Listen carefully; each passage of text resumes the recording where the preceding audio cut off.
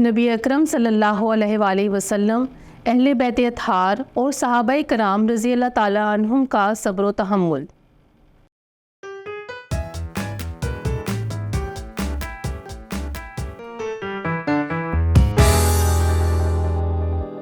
السلام علیکم عزیز طلبہ و طالبات، میں آپ سب کو مون لائٹ انٹرنیشنل پبلشر کے ڈیجیٹل تعلیمی پلیٹ فارم پر خوش آمدید کہتی ہوں۔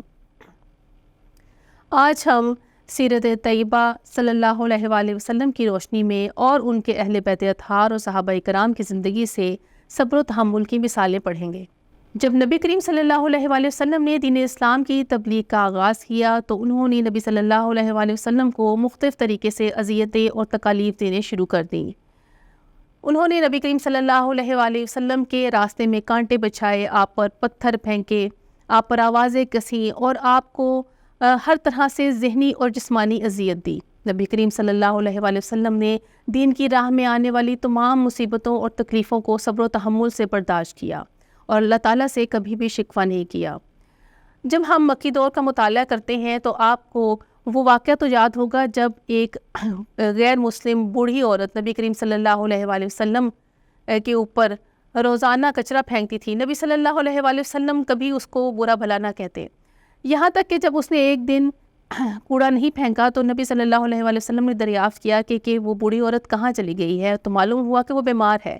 تو نبی اکرم صلی اللہ علیہ وآلہ وسلم جو اب تک اس کے اس عمل کو صبر و تحمل سے برداشت کر رہے تھے، آپ اس کے گھر گئے تو وہ ڈر گئی کہ شاید آپ اس سے بدلہ لینے آئے ہیں، لیکن نبی صلی اللہ علیہ وآلہ وسلم نے اس کی تیمارداری کی، اس کے لیے کھانا بنایا، اس کے گھر کی صفائی کی۔ وہ نبی صلی اللہ علیہ وآلہ وسلم سے اس قدر متاثر ہوئی کہ وہ دائرہ اسلام میں داخل ہو گئی۔ نبی صلی اللہ علیہ وآلہ وسلم اور ان کے خاندان اور پیروکاروں کو 7 نبوی میں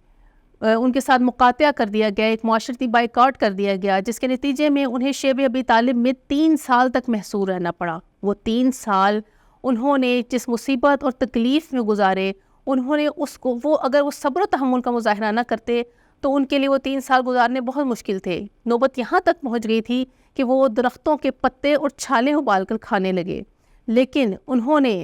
اس تمام سلسلے کو بہت ہی صبر اور تحمل کے ساتھ برداشت کیا۔ نبی صلی اللہ علیہ وآلہ وسلم جب اہل مکہ سے تنگ آ گئے اور ان کو اس کی امید نہ رہی کہ وہ اب اسلام قبول کریں گے تو وہ طائف کی طرف تبلیغ کے لیے چلے گئے، اور طائف کے سرداروں نے اپنے غرور میں، اپنی دولت کے غرور میں نبی صلی اللہ علیہ وآلہ وسلم کی بات کو نہ سنا اور آپ کے پیچھے اوباش لڑکے لگا دیے جو آپ پر آوازیں کستے، آپ پر پتھر پھینکتے اور آپ کو انہوں نے زخمی کر دیا، یہاں تک کہ نبی صلی اللہ علیہ وآلہ وسلم نے ایک انگور کے باغ میں پناہ لی اور اللہ تعالیٰ کی طرف سے آپ کو یہ پیشکش کی گئی کہ اگر آپ چاہیں تو ان کفار کو تباہ کر دیا جائے، لیکن ہمارے نبی جو رحمت للعالمین ہیں، انہوں نے اس وقت بھی یہ کہا کہ نہیں، مجھے امید ہے کہ ان کی نسل میں سے وہ لوگ پیدا ہوں گے جو اللہ تعالیٰ کی عبادت کریں گے اور اس کے ساتھ کسی کو شریک نہیں ٹھہرائیں گے۔ نبی صلی اللہ علیہ وآلہ وسلم کو قریش مکہ کی وجہ سے ہجرت کرنی پڑی، مکہ سے مدینہ کی طرف اپنے وطن کو چھوڑنا پڑا، اور وطن کو چھوڑنے کی تکلیف کو بھی آپ نے صبر سے برداشت کیا۔ اسی طرح دین کی راہ میں آپ کو بدر و حنین اور غزوہ احد اور احزاب کے مارکے بھی آپ نے بہادری اور مردانگی سے لڑے۔ احد کے میدان میں نبی کریم صلی اللہ علیہ وآلہ وسلم کے دندان مبارک بھی شہید ہوئے اور آپ کو بہت سے زخم بھی آئے، لیکن آپ نے ہر تکلیف اور ہر مصیبت کو اللہ کی رضا کی خاطر برداشت کیا۔ نبی کریم صلی اللہ علیہ وآلہ وسلم کو غزوہ احزاب میں بہت سی مصیبتیں اٹھانی پڑی، آپ اور آپ کے صحابہ اکرام نے بھوک کی وجہ سے اپنے پیٹ پر پتھر بھی باندھے۔ دین کی راہ میں تمام مشکلات برداشت کرنے کا اجر جو وہ ملا وہ فتح مکہ کی صورت میں آپ کو نظر آتا ہے۔ اسی طرح نبی کریم صلی اللہ علیہ وآلہ وسلم کے صحابہ کرام جو دین کو قبول کرتے تھے، جن میں سرفہرست حضرت بلال رضی اللہ تعالیٰ عنہ، حضرت عمار یاسر، حضرت صہیب، ان سب کو دین کی راہ میں بہت سے مشکلات پیش آئیں۔ جو غلام اسلام قبول کرتے تھے، ان کے آقا ان کو لوہے کی زرہیں پہنا کر دھوپ میں بٹھا دیتے تھے، ان کو انگاروں کے اوپر لٹاتے، لیکن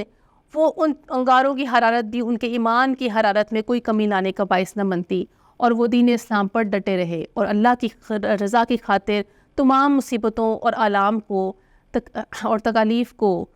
خوشی سے اور صبر کے ساتھ برداشت کیا۔ صحابہ کرام رضی اللہ تعالیٰ عنہم کے ساتھ ساتھ اہل بیت اطہار رضی اللہ تعالیٰ عنہم نے بھی تمام تکالیف کو جو ہے ہجرت کی تکالیف کو برداشت کیا، اور دین اسلام کی راہ میں بہت سی تکلیفوں کو برداشت کیا۔ اس میں مثال جو ہے وہ حضرت عثمان رضی اللہ تعالیٰ عنہ اور حضرت حسین ابن علی رضی اللہ تعالیٰ عنہ کی ہے، جنہوں نے خدا کی رضا کی خاطر اور دین کی سربلندی کی خاطر اپنی جانوں کو پیش کرنے کا جو مظاہرہ کیا، وہ نایاب مثالیں ہمیں تاریخ میں کہیں نہیں ملتی۔ حضرت علی رضی اللہ تعالیٰ عنہ نے حضرت اشعث بن قیس رضی اللہ تعالیٰ عنہ کو ان کے بیٹے کی وفات پر تسلی دیتے ہوئے کہا کہ صبر کریں، اللہ تعالیٰ آپ کو آپ کے بیٹے کا بدلہ دے گا۔ اگر آپ صبر کریں گے تو تقدیر کا لکھا پورا ہوگا اور آپ کو اجر و ثواب میں ملے گا، اور اگر آپ صبر کی بجائے اللہ سے شکوہ اور شکایت کریں گے تب بھی تقدیر کا لکھا پورا ہوگا۔ آپ رضی اللہ تعالیٰ عنہ کے اس فرمان سے معلوم ہوتا ہے کہ تقدیر کا لکھا تو پورا ہو کر ہی رہنا ہے، تو اس کو صبر اور تحمل کے ساتھ برداشت کرنے سے اس عمل کو ہم اپنے لیے باعث ثواب بنا لیتے ہیں، اور اگر ہم شکوہ کریں گے تو ہم اس